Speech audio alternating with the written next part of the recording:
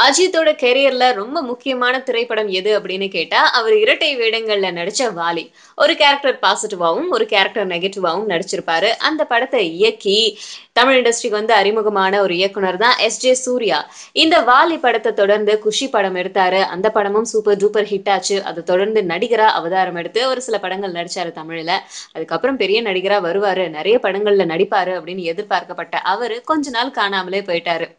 அந்த காணாம போயிருந்த நேரத்துல எஸ்.ஜே. சூர்யா பத்தி சில நியூஸு, வதந்திகள் எல்லாமே வெளிவந்துச்சு. அது எல்லாமே வந்து தகர்த்தெறியிற மாதிரி, "இசை" அப்படிங்கிற படத்துல நான் நடிக்கிறேன் அப்படின்னு ஒரு ஃபர்ஸ்ட் லுக்கோட வந்தாரு. அந்த ஃபர்ஸ்ட் லுக்லயே வந்து இது ஒரு மியூசிக்கல் சப்ஜெக்ட் அப்படிங்கிறது தெரிஞ்சிருச்சு. ஆப்வியஸ்லி படத்துடைய பேரும் "இசை". அந்த படத்துடைய பேரும், படத்துடைய சப்ஜெக்டும் ஒரு சர்ச்சையே கெளப்புச்சு.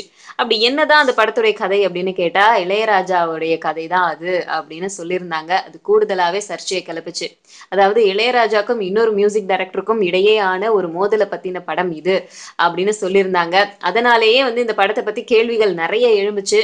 அதோட அந்த படத்த டிராப் அவுட் பண்ணிட்டாங்க. ஆனா இப்போ அந்த படத்த திரும்பவும் எடுத்து தயாரிக்கிற ஒரு முயற்சியில வந்து எஸ்.ஜே. சூர்யா இறங்கியிருக்காரு. இந்த படம் இசைஞானி இளையராஜா சம்மந்தப்பட்ட படம் அப்படிங்கிறதால, படத்துல ஏற்கனவே கமிட் ஆன பிரகாஷ் ராஜ் கதைய கேட்டதும் கலந்துக்கிட்டாரு. அதே மாதிரி ஏ.ஆர். ரஹ்மான் இந்த படத்துக்கு வந்து இசையமைக்கிறதா இருந்துச்சு. அவரும் கதைய கேட்ட உடனே அப்படியே எஸ்கேப் ஆயிட்டாரு.